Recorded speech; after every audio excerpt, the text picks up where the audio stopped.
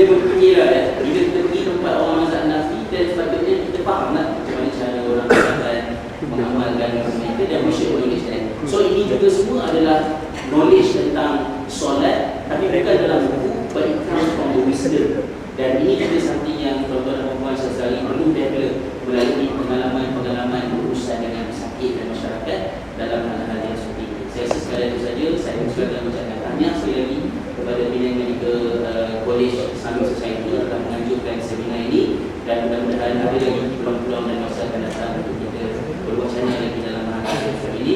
Wallahu a'lam. Wassalamualaikum warahmatullahi wabarakatuh.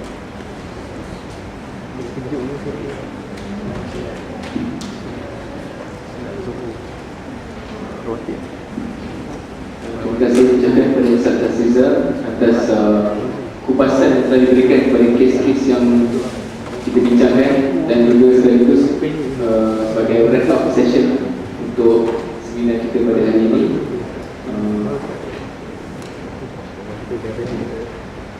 Atas permintaan pengarah program juga, kita buka sesi Q&A yang sangat ringkas. Amin. Hanya 2 soalan mungkin akan di entertain. Kalau saya kira yang masih ada soalan yang kita utara kepada Ustaz, kalau ada apa-apa yang masih belum jelas di pemikiran ataupun masih terbuku soalan-soalan yang tak diutarakan dan tak sempat sebelum ini.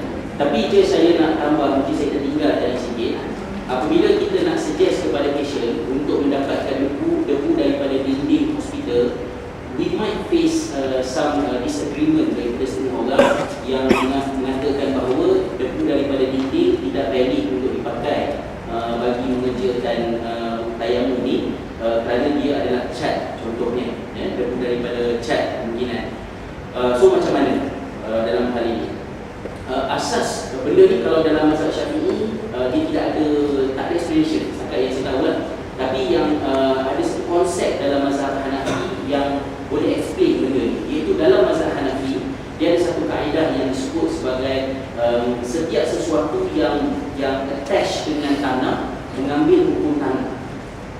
Maksudnya punya kaedah dia. Apa implikasi daripada kaedah ni?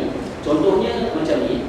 Konsep asal tanah ialah kalau di tanah tu ada najis, kita remove najis tu, kemudian kita tuangkan air, and then bila dia kering itu telah menjadikan tanah tu suci. Itu kaedah untuk tanah. So everything yang attach dengan tanah juga kaedah taharah dia sama, ataupun kaedah pembersihan dia sama. Contohnya kapet macam ni. Ini kapet macam ni ialah kapet yang attach dengan tanah. So kalau sekiranya kalau kat rumah kita kapet ni macam yang lekat ke tanah ni, tiba-tiba anak kencing, kan? Adakah kita nak kena koyak ke apa macam itu? Tentu tak logik, kan? Jadi kita ambil hukum yang ada dalam kaedah mazhab Hanafi jelaskan ini, iaitu bila dia lekat dengan tanah, dia mengambil hukum tanah, iaitu cara membersihkannya, dihilangkan air fisikal itu, warna dia ke dia punya material itu tuangkan, kemudian dituangkan dengan air, dan nanti apabila dia kering, maka dari segi pandangan fiqh dia telah pun suci. Sama juga dengan dinding yang attach dengan tanah, tiang yang attach dengan tanah. Oleh demikian, debu daripada tanah boleh digunakan untuk bertayamum, maka debu daripada tiang yang attach dengan tanah juga boleh digunakan untuk bertayamum, kerana dia dianggap sebagai part of the earth. Soidan yang disebut dalam ayat Al-Quran tentang bahan tayamum, soidan thayyiban tadi, kan? Jadi mungkin boleh atau dia buat juga.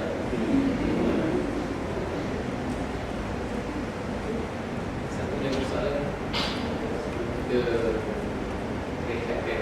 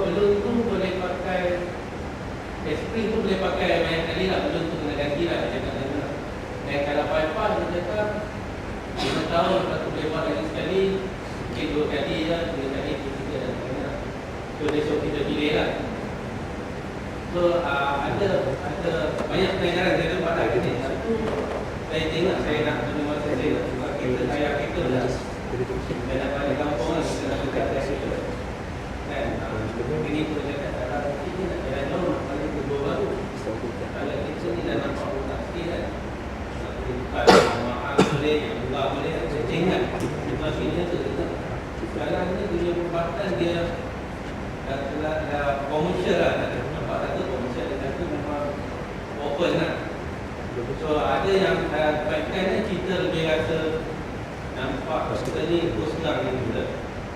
Itu satu yang kita nampak.